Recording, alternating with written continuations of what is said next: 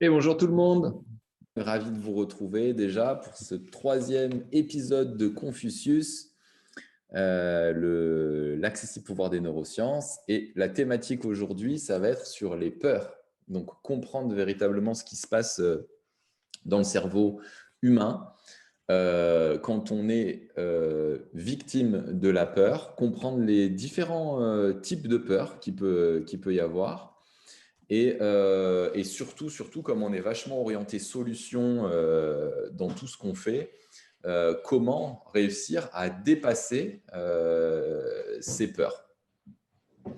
Donc, je suis particulièrement légitime sur le sujet parce que je suis vraiment un anxieux maladif, rempli de beaucoup de peur, beaucoup de stress. Et c'est au prix de beaucoup de travail sur moi-même, beaucoup de développement personnel, beaucoup de méditation, beaucoup de compréhension de mon propre cerveau par rapport aux neurosciences. Et puis, grâce aussi à mes voyages en Amazonie, auprès des Amérindiens et au Tibet, que j'ai pu avoir un peu plus de paix intérieure. Donc, c'est ce qu'on va vous proposer aujourd'hui. La particularité de ce live, c'est que c'est un semi-live, c'est-à-dire que moi, je suis en live, comme vous me voyez, mais Lilian a eu un empêchement professionnel et comme c'est important pour nous de tenir notre parole et notre engagement, on n'a pas voulu reporter le live. Donc, on n'a pas voulu reporter le live et on a maintenu donc le live d'aujourd'hui, mardi 12h12, parce que ça sera notre rendez-vous hebdomadaire, donc le moyen de manger un petit bout ensemble ou pas. Et donc, ce qu'on a fait, on a essayé de peser avantages, inconvénients. Donc, qu'est-ce qu'on fait? Est-ce qu'on annule le live? Est-ce qu'on change d'heure? Est-ce qu'on change de jour? Et à force de peser le pour et le contre, on a dit non, on garde le live du mardi 12h12 parce qu'on veut que ça soit une habitude et on ne veut pas changer nos habitudes et les promesses qu'on fait. Et ce qu'on a fait, c'est que, coucou Mag, il a enregistré en fait les questions. Hein, donc, il a enregistré. Donc, je vais passer la petite vidéo en fait qu'il a prévue en partageant mon écran. Et puis, on va dérouler comme ça avec les questions que Lilian va me poser. Et puis, à l'issue du live, ça sera avec grand plaisir que je prendrai certaines questions. J'ai enregistré cette vidéo à l'avance car je ne pouvais pas me rendre disponible aujourd'hui dû à des impératifs. Donc Stéphane et moi tenions absolument à maintenir notre rendez-vous et celui-ci répondra comme d'habitude en live aux questions qui s'en suivent. Donc aujourd'hui, nous allons traiter un sujet qui touche tout le monde, un sujet qui nous touche au quotidien, la peur. Alors Stéphane, peux-tu en quelques mots expliquer le fonctionnement scientifique de la peur? La question est parfaite. Donc, le mécanisme de la peur, il faut déjà comprendre la biochimie qui se crée dans le corps au moment de la peur. Donc, la glande qui va être énormément stimulée au niveau de la peur, c'est l'amygdale. L'amygdale est l'hormone qui est vraiment impliquée dans les mécanismes de peur, vont être la cortisol. Ce qui va être intéressant, c'est de distinguer deux mécanismes au niveau de la peur. En fait, il y a deux parcours qui peuvent opérer dans la tête, dans le cerveau. Il y a ce qu'on appelle le parcours court et le parcours long.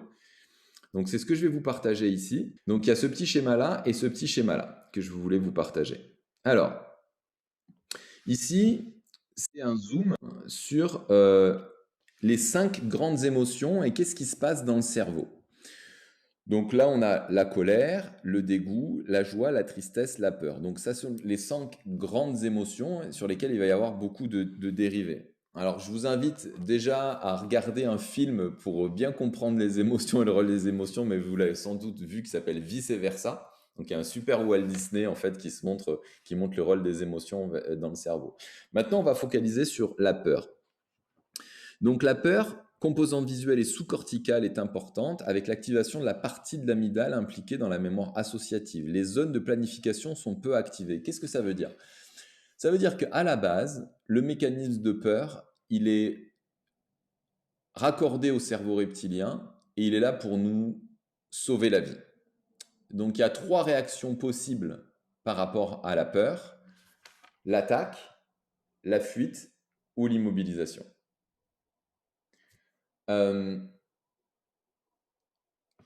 Là où ça va être très intéressant, c'est qu'il y a 2 parcours au niveau du cerveau.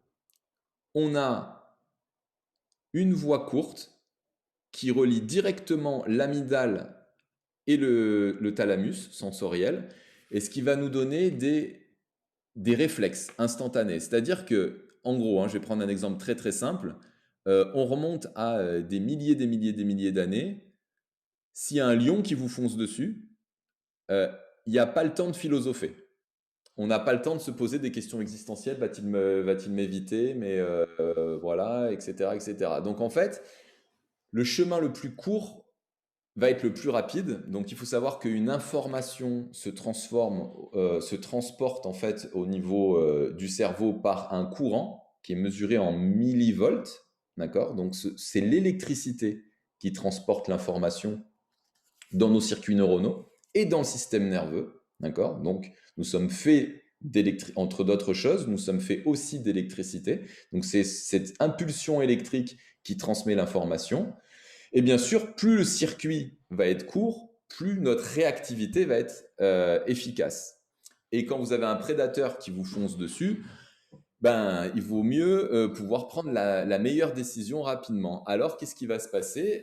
Il va y avoir un afflux en sucre qui va arriver dans tout le corps pour pouvoir que nos muscles soient les plus dynamiques possibles et nous fassent courir le plus rapidement. Ou on peut être pétrifié, faire le mort, ou attaquer. Donc, ce sont ça, c'est le système court, en fait. Le système long, ça passe par le cortex sensoriel, c'est-à-dire qu'il va y avoir une analyse du danger, une réflexion sur le danger. C'est-à-dire, est-ce que c'est une vraie menace? Est-ce que c'est pas une vraie menace? Que je suis vraiment en danger? Donc, il y a cette notion de rationalisation et d'estimer. Aujourd'hui, je pense que on peut être assez d'accord pour dire que il n'y a plus trop de lions et de menaces directes, en fait, dans notre société. Mais où c'est vraiment un sujet qui m'a fasciné, c'est que je me suis rendu compte que on créait et on se fabriquait des menaces. Et là où c'est très très embêtant, c'est que quand il y a un vrai phénomène de menace, identifié, un prédateur qui arrive, il va y avoir donc toutes les réactions chimiques, cortisol, mais aussi adrénaline. L'adrénaline qui va donner un boost pour qu'on puisse réagir corporellement très très fort.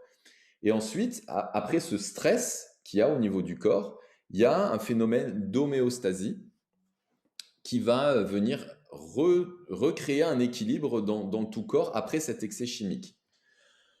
Donc, on voit que le processus est très bien rodé en cas de menace très forte qui arrive à un moment donné. Donc, une attaque, en gros. Si on se fait attaquer par un prédateur ou s'il y a quelque chose qui nous tombe dessus et qu'il y a un danger mortel, le corps est parfaitement rodé pour nous sauver la vie, en fait, sans qu'on ait trop à réfléchir. C'est du réflexe. On est de l'ordre du réflexe. Mais quand la menace est virtuelle, peur de perdre un emploi, peur de se retrouver seul, peur d'être quitté, peur de changer de travail, peur de manquer d'argent. Le problème, c'est que la menace est intangible. Elle n'est pas matérialisée devant nous. C'est une création de notre propre esprit. Et cette création de notre propre esprit active le réseau de la peur et le circuit de la peur en permanence. Ce qui veut dire que quasiment en permanence, on génère de la cortisol dans notre corps. Et cette cortisol va augmenter l'acidité dans notre corps Et donc, accélérer le vieillissement neuronal, baisser le système immunitaire, attaquer les cellules, ce qui peut donner donc, en fonction de nos faiblesses, des problèmes gastriques. Au niveau osseux, vertèbres, on peut avoir des problèmes au niveau du cou. On peut avoir voilà, des ulcères, ça peut aller jusqu'à l'ulcère, ça peut aller dans des cas extrêmes, même jusqu'au au surchauffage du système nerveux et donc un burn-out, une dépression. Donc là, ce que j'aimerais qu'on puisse retenir, c'est que le système court est très très bien fait, mais comme le cerveau humain, on le sait au niveau des neurosciences, ne fait pas la distinction entre ce qui est réel et ce qui est imaginé, eh bien, si on a une vision pessimiste de l'avenir, anxiogène, on va fabriquer en nous une très très mauvaise chimie. Et là, c'est vraiment pas cool parce que le corps va devenir dépendant à cette chimie, à ces hormones. Et du coup, c'est comme si on portait les lunettes de la peur. Et on va percevoir le monde de manière beaucoup plus terrifiante que ce qu'il est en réalité. Et le souci, c'est que vous avez mémorisé en fait les 3 réactions par rapport à la peur. On a l'attaque, la fuite ou l'immobilité.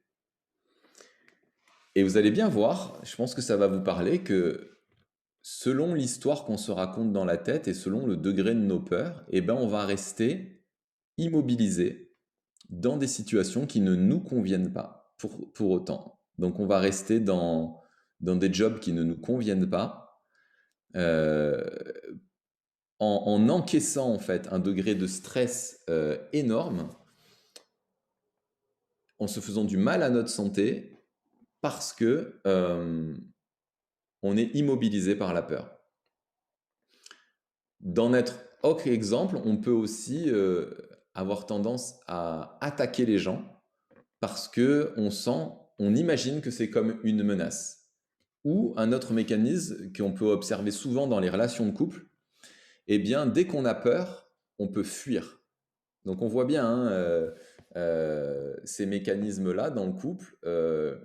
Quand on a souffert émotionnellement, qu'on a été trahi, etc., on va avoir généralement 2 réactions. Soit on attaque en disant laissez-moi tranquille, moi je veux plus de relation, ou alors on va fuir, c'est-à-dire que dès que le sentiment d'amour arrive et qu'on sent qu'on ne maîtrise plus forcément la situation, on peut être amené à fuir.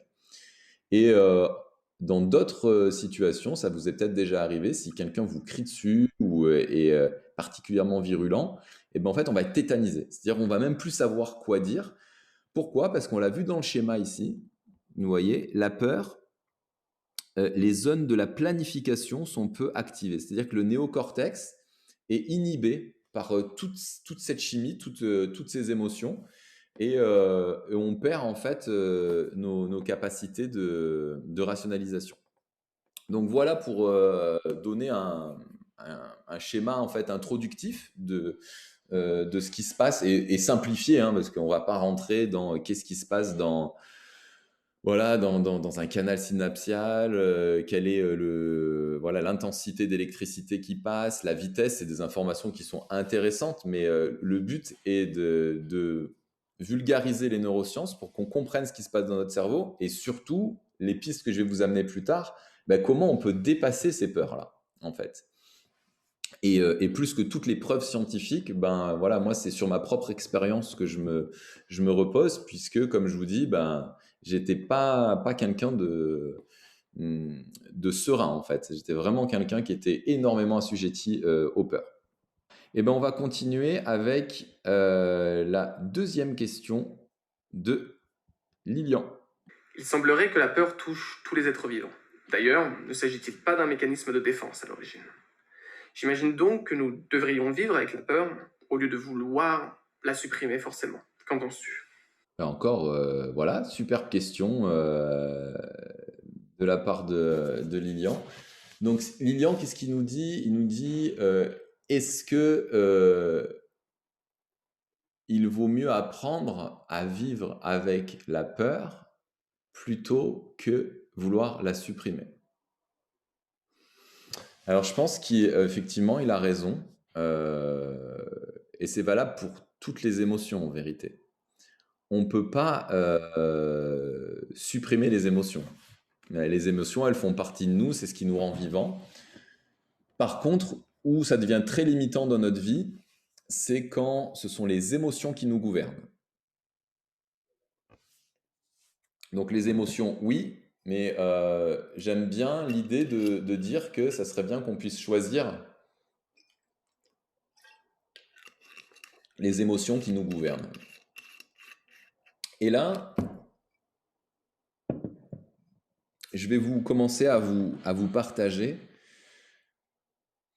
des techniques, des études que j'ai pu faire concernant la peur. Et ces mécanismes-là sont valables pour toutes les émotions si vous voulez apprendre à mieux maîtriser vos émotions, mieux gérer vos émotions. Ce processus-là, vous allez m'entendre souvent le citer, c'est un processus qui vient d'Harvard. Et j'en parle dans le programme ALMA déjà, donc pour ceux qui font le programme ALMA, ça ne va pas être nouveau pour vous, mais c'est tellement important d'intégrer en fait ce mécanisme et cette démarche de l'esprit qu'il faut le répéter, le répéter, le répéter jusqu'à temps que ça soit acquis. C'est le processus ICE, I-C-E. Processus ICE qui consiste à identifier l'émotion, la comprendre, et ensuite l'exprimer. C'est fondamental parce que une émotion est toute puissante quand elle est non conscientisée. C'est-à-dire qu'il y a dans le processus de libération de la peur, il y a plusieurs étapes à franchir. L'étape 0, c'est l'inconscience. L'étape 0, c'est la non-conscience, c'est-à-dire ne même pas être conscient qu'on a peur. Donc on n'est que dans la réaction. J'attaque, je fuis ou je m'immobilise. Et si vous dites à cette personne, mais n'aie pas peur, elle va s'énerver. Parce que c'est son mécanisme de défense. Donc elle va dire, mais j'ai pas peur. Ah, d'accord, ok. Mais donc du coup, est-ce que tu es en colère? Non, je suis pas en colère. Ah, pourtant ça ressemble bien à la colère quand même, ce que tu me montres. Donc en fait, c'est le déni. Le déni parce que l'esprit n'a pas été éduqué, il n'a pas de méthode, il n'a pas de protocole pour gérer toute cette chimie. Donc je vous rappelle, une émotion, c'est pas quelque chose d'abstrait. Une émotion, c'est énormément de chimie dans le corps, énormément d'hormones qui vont circuler, qui vont altérer notre perception de l'esprit. Donc le problème des émotions, c'est qu'elles altèrent notre perception. Ça, je le répète, c'est très important de le comprendre. Nos émotions altèrent notre perception. Et on le voit bien parce que dans beaucoup de situations, on sait quelle est la bonne décision à prendre.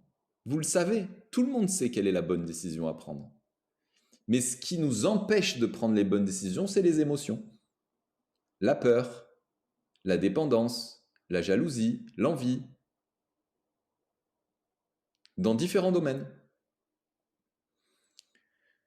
Donc, dans tout ce que j'enseigne, dans toutes les méthodes que je transmets, il n'y a pas de formule magique. On n'est pas, on n'est pas dans un spectacle, en fait. Ce qu'il faut comprendre, c'est que il faut réussir à retrouver une autonomie de la gestion de l'émotion et de la maîtrise de l'émotion. Et la première étape, c'est identifier. Alors, je vais encore nuancer le discours à ce niveau-là. Donc, l'étape 0, c'est je suis complètement inconscient en fait que j'ai des émotions. C'est-à-dire, voilà, il y a des êtres qui considèrent qu'ils n'ont même pas, qu'ils n'ont pas d'émotions en fait. Et ils pensent qu'ils n'ont pas d'émotions, donc ils sont juste dans le déni permanent. Et ça va donner des maladies, des psychoses, etc., qui sont assez embêtantes. L'étape 1, ensuite, ça va être Quand l'émotion se manifeste, je suis inconscient, mais je me rends compte que j'ai eu l'émotion après. Vous voyez? Donc j'ai eu peur. Pendant que je suis en train d'avoir peur, je ne me rends pas compte, c'est-à-dire que je suis dans le processus automatique. Et après, je dis, oh là là, qu'est-ce que j'ai eu peur. D'accord? Donc ça, c'est quand même un petit peu plus courant comme état.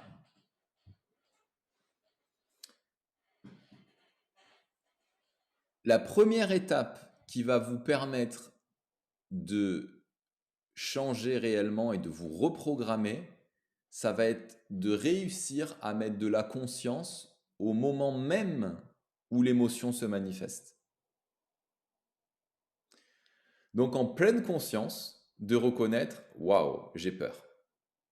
Et d'observer en conscience ce qui se passe dans votre cœur, dans votre corps. Lapsus, parce que j'allais dire juste après, bien souvent, quand on a peur, on a des symptômes physiques de la peur. Le cœur qui se met à accélérer, les mains qui deviennent moites, le corps qui peut se raidir, je peux sentir des contractions en fait dans mon corps. Et là, c'est extrêmement bon pour le cerveau si vous conscientisez ce moment. Et vraiment, c'est déjà énorme comme différence parce que vous n'êtes plus en train de subir la peur. Vous n'êtes plus en train d'être dans un mode passif, vous reprenez petit à petit le contrôle. C'est-à-dire que elle est là, la peur est là, la peur est là. C'est comme finalement si vous deviez partir en guerre, en fait, et que vous savez même pas où est votre ennemi. Vous savez pas où est-ce qu'il est, il est caché. Alors la première étape va consister à le débusquer. Et en mettant de la conscience sur ces phénomènes-là, vous débusquez l'ennemi qui est la peur.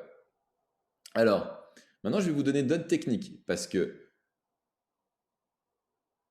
il va pas suffire de se dire dans sa tête ok, je deviens conscient maintenant quand le mécanisme de peur est là pour systématiquement y arriver. Mais déjà, se fixer l'objectif dans la semaine qui vient et dans les 15 prochains jours, de tenir un carnet, mon carnet des peurs. À chaque fois que j'ai peur, j'écris dans mon carnet, voilà, dans cette situation, finalement, j'ai eu peur. Et comment vous pouvez observer? C'est très simple. Les trois parties visibles de l'iceberg, c'est l'attaque, la fuite ou l'immobilisation. Observez dans les 15 prochains jours toutes les fois où vous attaquez, toutes les fois où vous fuyez, toutes les fois où vous êtes immobilisé.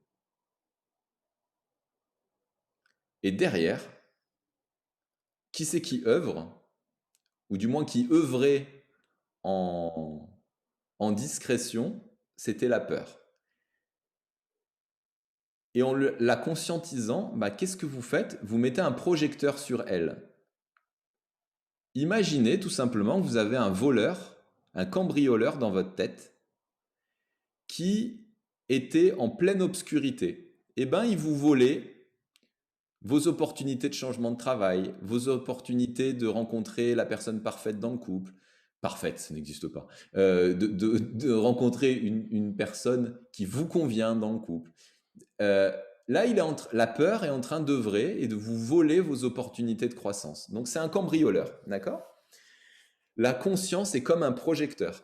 C'est-à-dire que vous avez allumé d'un coup et vous allez prendre en flagrant délit la peur. C'est-à-dire que dans les 15 prochains jours, je dis ah, c'est la peur qui était là. Ah, ça, c'est encore la peur qui était là. Ah, c'est la peur qui est là. Et imaginez en fait la tête du cambrioleur qui a l'habitude depuis 15-20 ans en fait de dérober tranquillement tout ce qu'il y a dans vos tiroirs. Et là, d'un coup, il est pris en flagrant délit. Mon Dieu, qu'est-ce qui se passe? Ok. Donc bien sûr, ça ne va pas complètement enrôler le mécanisme, mais je peux vous dire que ça va l'enrayer sérieusement. Donc, exercice pratico-pratique, pendant les 15 prochains jours, vous notez sur un carnet à chaque fois que vous êtes en mécanisme de fuite, en mécanisme d'attaque et en mécanisme d'immobilité. Donc ça peut être, c'est simple, hein, en fait, quelqu'un va vous dire au travail, mais pourquoi tu es agressif comme ça? Ok, en fait, j'ai attaqué et j'ai pas à me culpabiliser par rapport à ça, parce que c'est pas ma faute, c'est le cambrioleur, c'est la peur qui est en train de travailler en tâche de fond, vous voyez, au niveau inconscient. Quand je fuis, c'est-à-dire on me propose une opportunité au travail, j'y vais pas. On me propose de sortir, j'y vais pas. On me propose, je sais pas, voilà,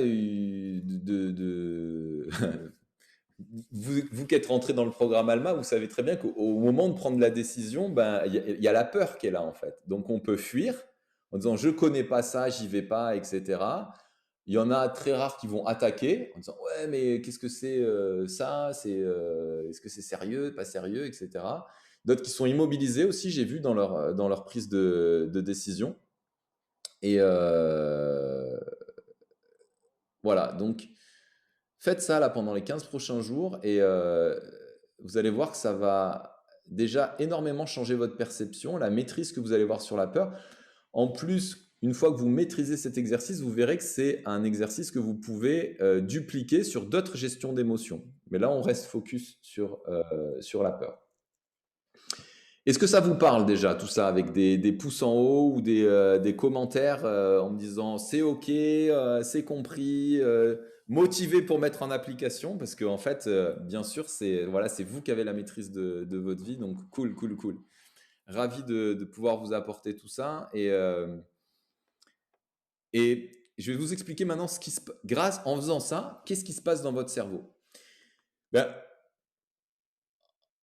en fait, vous allez passer par la version longue maintenant de la peur, puisque en mettant de la conscience, vous passez par le néocortex. Et du coup, vous reprenez de la maîtrise. Et le processus s'affaiblit, c'est-à-dire qu'il y a moins d'adrénaline et moins de cortisol qui va se créer. Et véritablement, l'amygdale, donc la partie grise de l'amygdale, ça, c'est docteur Sarah Lazar de l'Institut du Massachusetts aux États-Unis qui a prouvé ça. Grâce à ces mécanismes, la partie grise de l'amygdale va se réduire. C'est-à-dire que vous allez moins fabriquer de l'hormone de la peur, pour faire simple.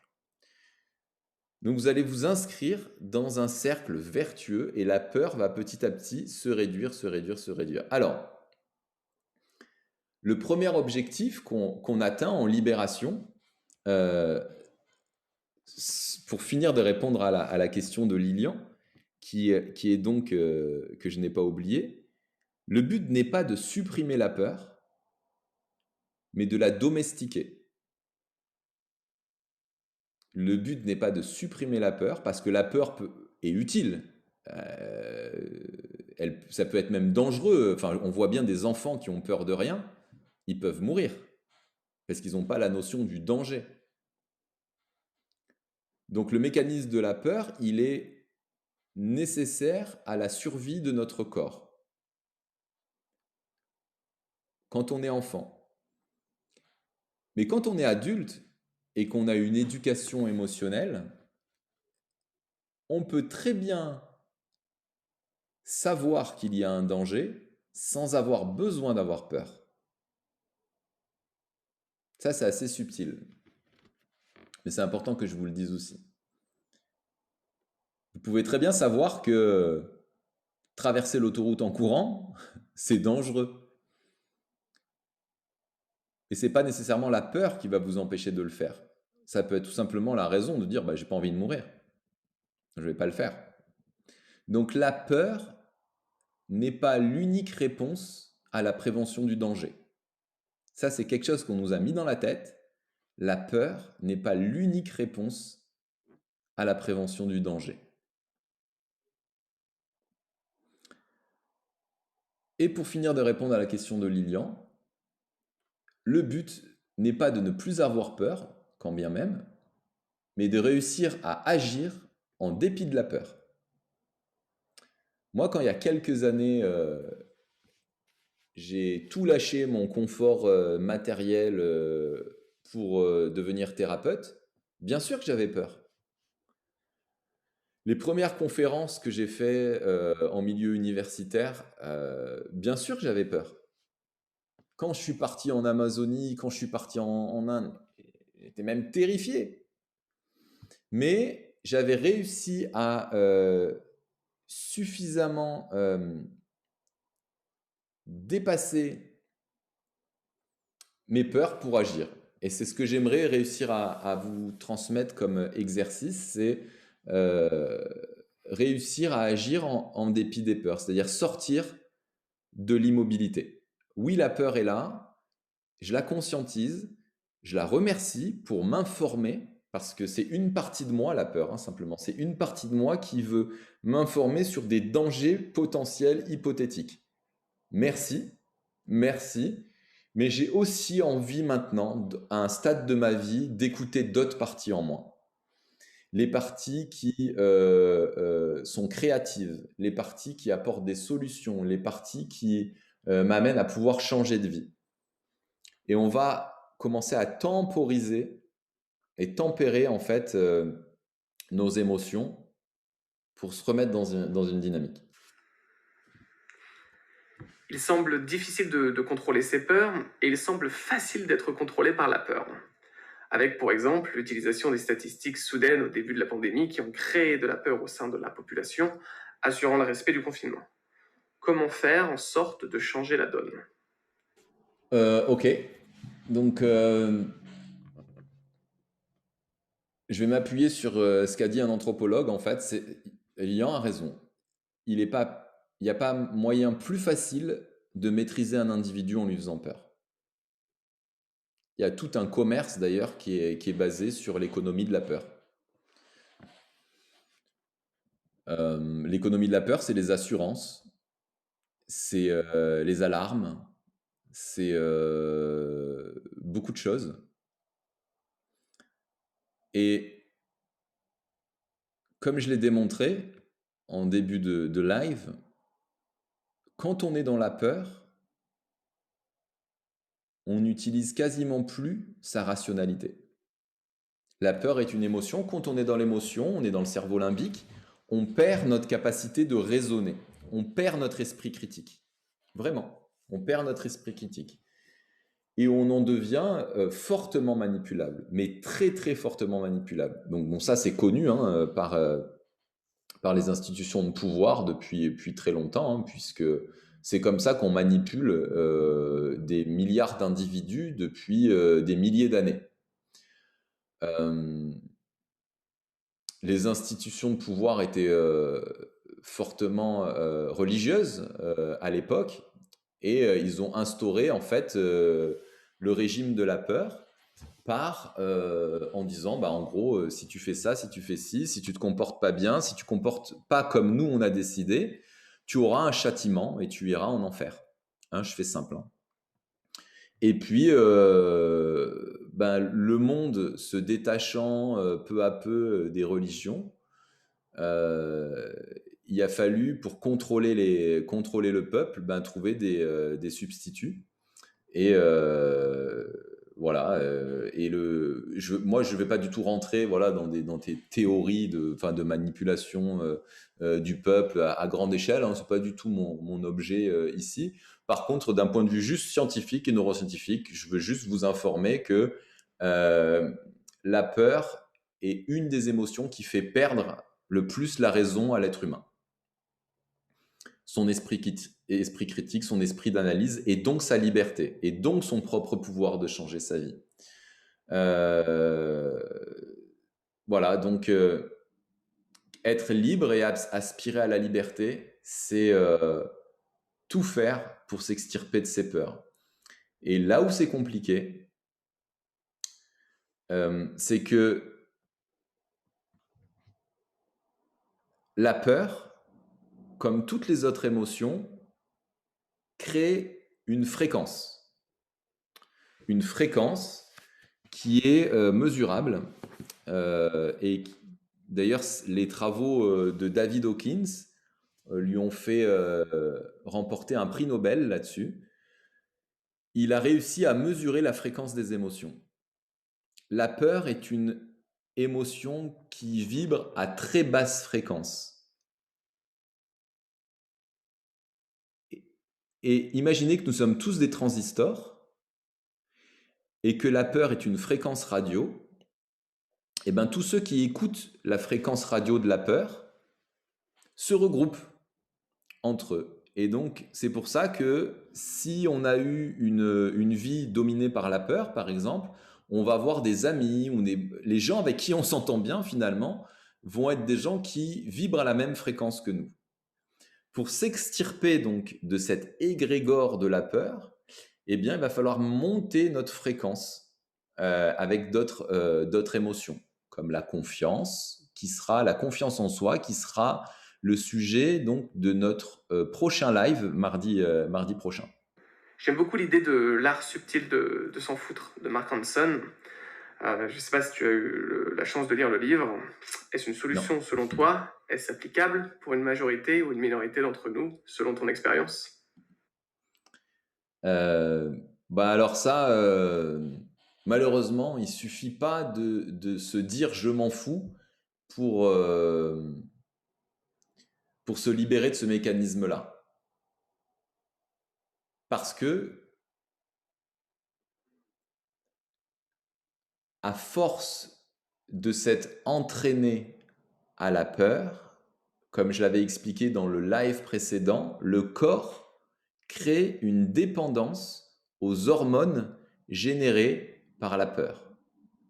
Si en plus de 0 à 7 ans, âge crucial pour la création de la psyché humaine, on a été baigné dans un environnement anxiogène, avec des parents, par exemple, qui n'étaient pas rassurants, euh,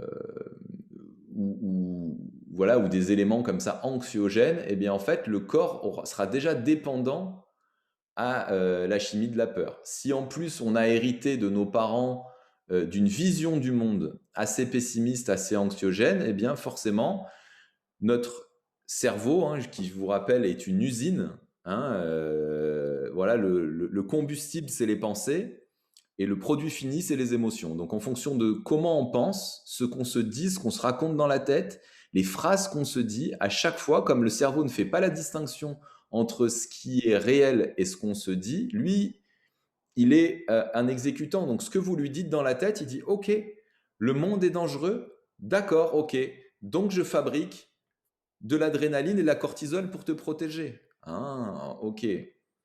Les gens sont voilà, dangereux, on ne peut pas faire confiance, il y a des maladies partout.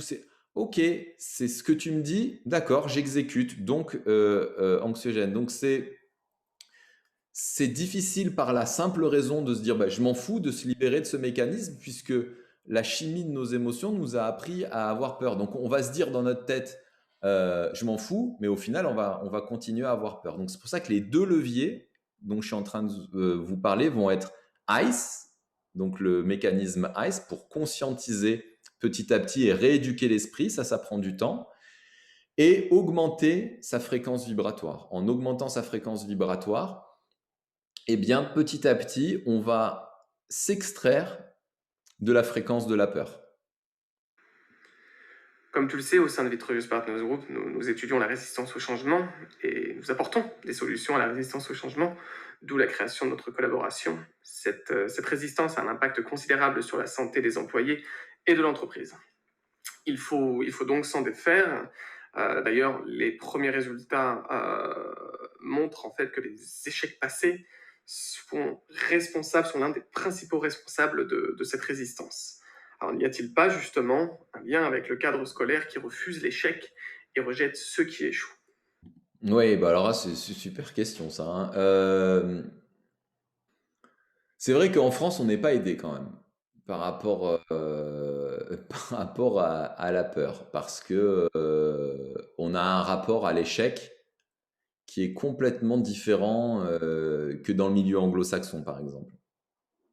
Si vous connaissez peut-être Idriss Aberkan, qui est un neuroscientifique connu, et qui dit que à San Francisco, en fait, à la Mecque des startups, si vous n'avez pas échoué plusieurs fois avant d'entreprendre, vous n'êtes pas crédible. C'est-à-dire qu'il dit là-bas, l'échec est un diplôme.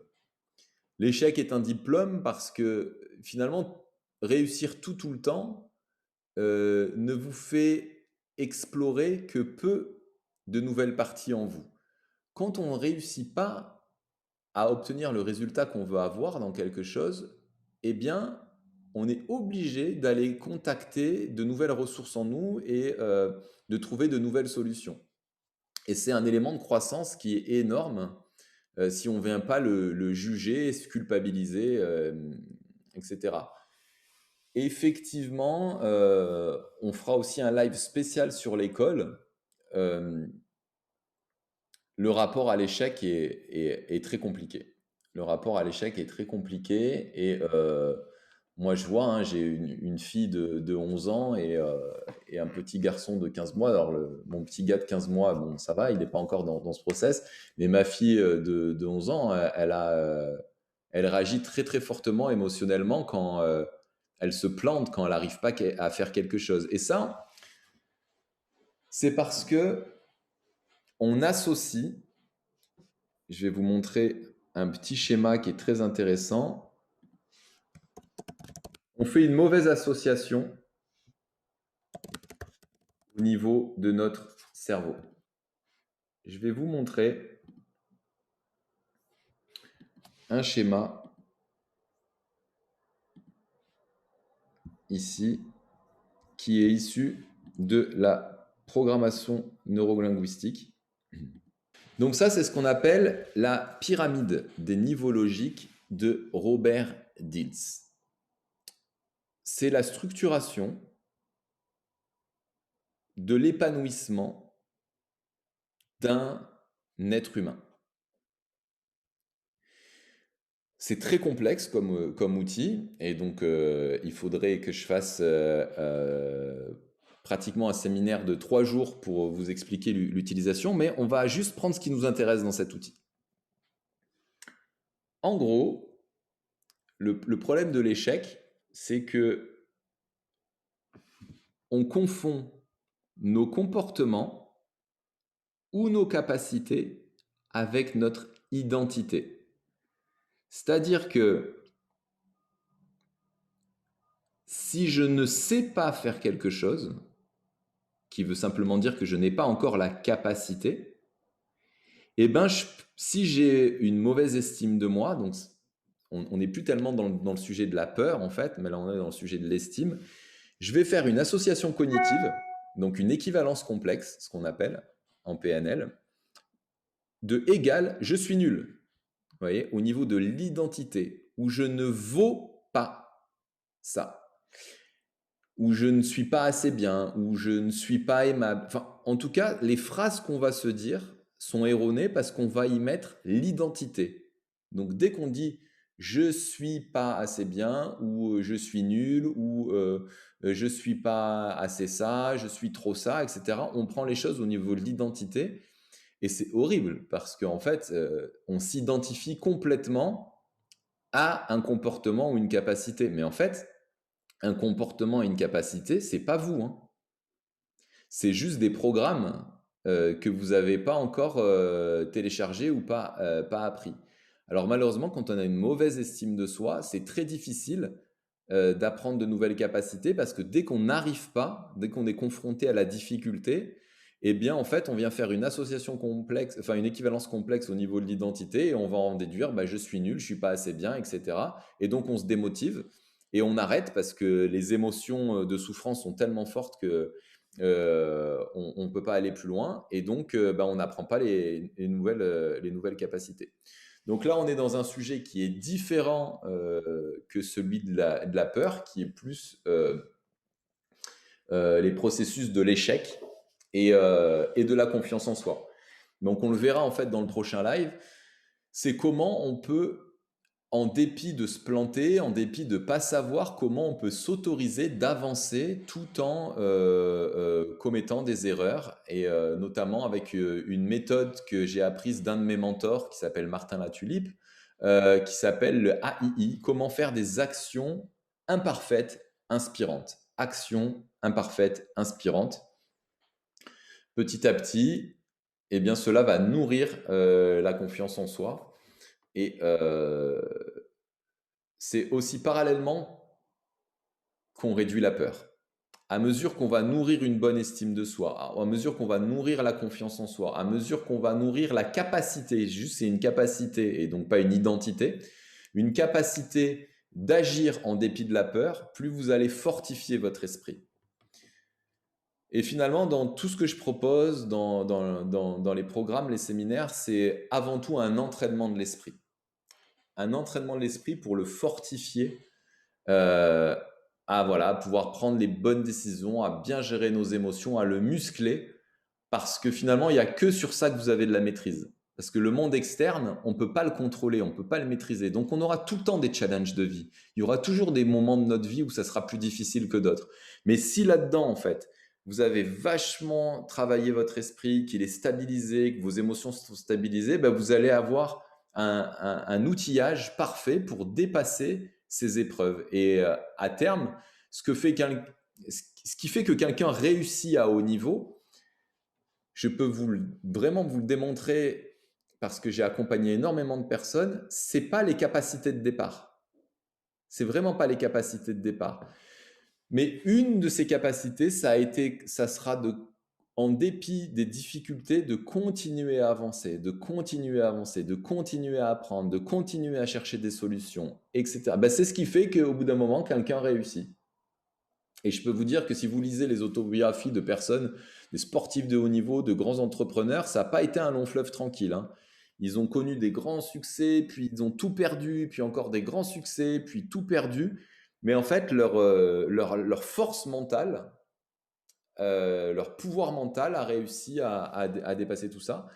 Et c'est grâce à un entraînement, hein. Ils ne sont pas nés avec ça, hein. Donc voilà, retenez bien que je ne suis pas quelqu'un qui a peur. Ça n'existe pas. Vous pouvez sortir cette phrase de votre tête. La peur n'est pas identitaire. Je ne suis pas ma peur. Si vous pouvez retenir une chose de ce live, c'est cette phrase-là. Je ne suis pas ma peur. Ça ne se passe pas au niveau de l'identité. Aucun être n'est défini par sa peur.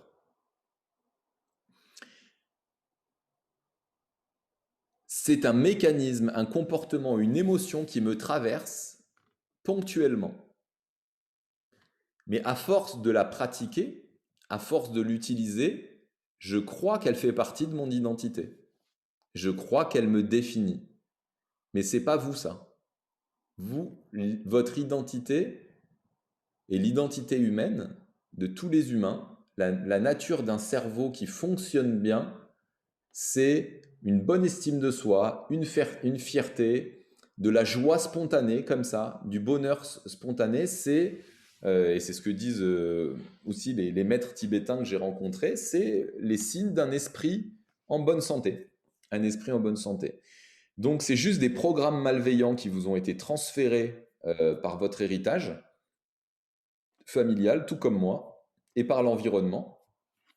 Et on continue à alimenter ce programme-là. Donc la bonne nouvelle, c'est qu'on peut s'en sortir. On peut vraiment s'en sortir. Et c'est vraiment cool. Parce que ça ouvre des champs des possibles énormissimes. Énormissimes. C'est-à-dire que l'être humain est capable d'accomplir des choses incroyables. Et dès que vous prenez votre vie en main comme ça, en disant « je prends la décision aujourd'hui de ne plus laisser la peur dominer ma vie ». Ce qui ne veut pas dire qu'elle va disparaître, hein, je le rappelle, mais vous allez déployer tous les moyens maintenant pour maîtriser votre peur. Parce que vous comprenez que c'est un cambrioleur, c'est un voleur qui vous vole votre vie. Mais il vous vole énormément de choses, la peur. Il vous vole tellement d'expériences magiques sur Terre. Et dites-vous à la fin de votre vie, Parce que vous allez être en colère, sinon vous allez être aigri à la fin de votre vie. Parce que vous allez vous rendre compte que la peur a volé votre liberté. Elle a volé toutes les opportunités qui s'offraient à vous. Et on arrive à une époque qui est vachement intéressante parce que il y a plein de découvertes scientifiques qui nous permettent de comprendre que c'est possible complètement de reprogrammer son cerveau. C'est-à-dire qu'il n'y a pas d'héritage, par contre, génétique. La peur, c'est pas génétique.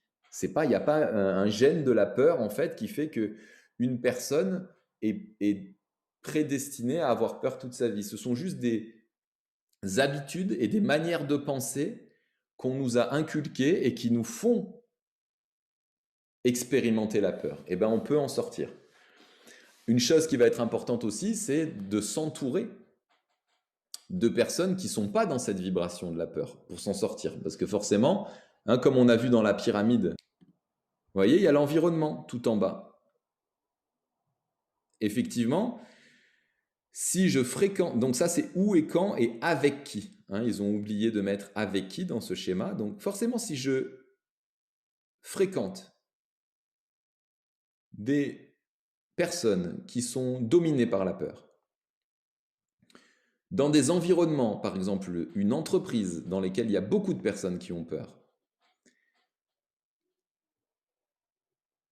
à quoi je m'entraîne? Qu'est-ce que je pratique à longueur de journée? Je pratique le comportement, vous voyez, au niveau violet, de la peur. Et en quoi je vais devenir très bon? Je vais développer une capacité, un talent à avoir peur. Donc je pourrais même enseigner la peur.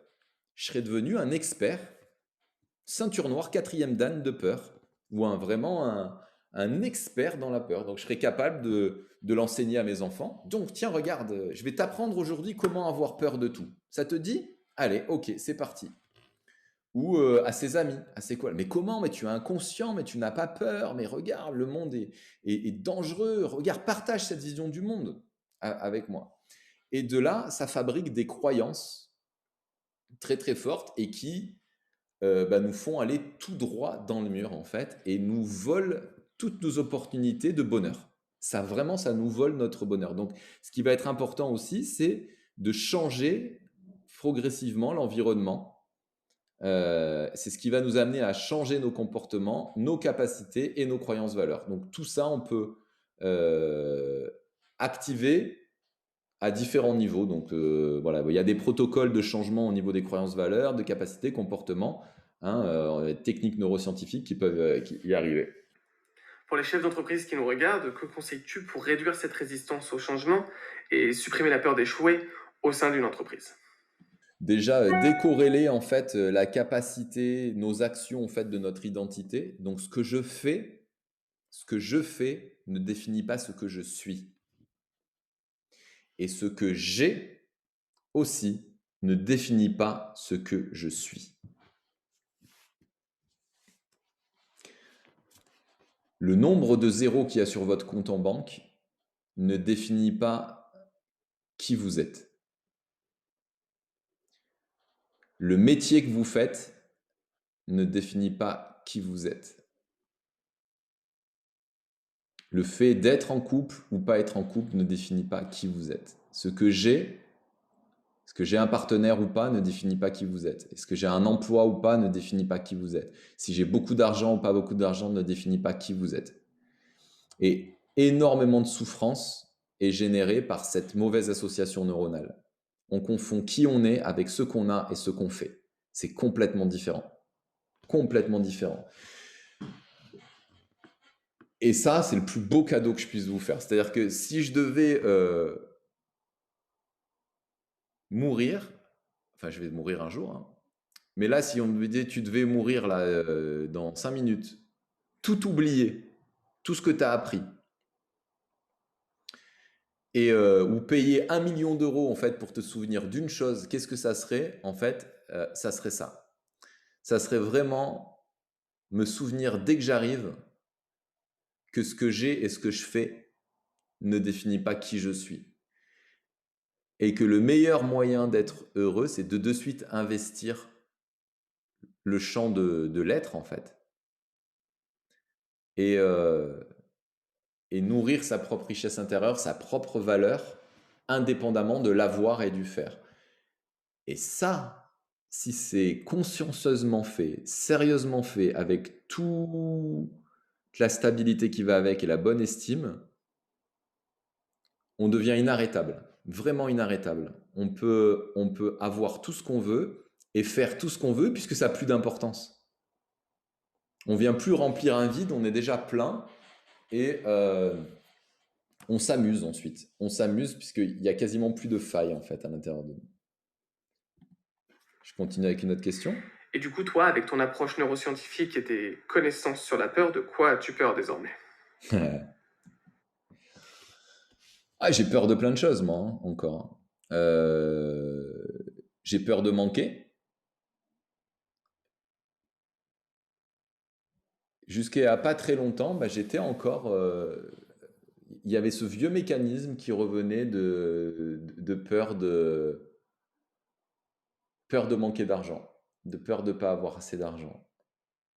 Et c'est grâce aux propres techniques que j'enseigne, hein, en fait, hein, que j'ai réappliquées à moi-même en méditant, en me remettant dans l'instant présent, que j'ai réussi à observer que c'était des créations de mon mental et que les créations de ce mental étaient vraiment pas utiles pour moi. Parce que c'est déjà pas bon pour ma santé d'avoir peur. Et en plus, ça ne me fait pas prendre les bonnes décisions, ça me fait prendre les pires décisions. Donc constamment, je rééduque mon esprit, c'est-à-dire que ce qu'on apprend dans le programme Alma hein, ou dans d'autres programmes que je propose, c'est devenir autonome dans la gestion de ses émotions. Et quand on voit que les mécanismes se reproduisent, et ben en conscience, on vient les bloquer. On vient faire en sorte qu'ils ne reprennent pas le pouvoir à l'intérieur de nous. Et c'est comme ça qu'une vie se transforme progressivement. Parce que même si la peur continue à retaper à ma porte, si elle rentre chez moi, elle s'installe pas très longtemps.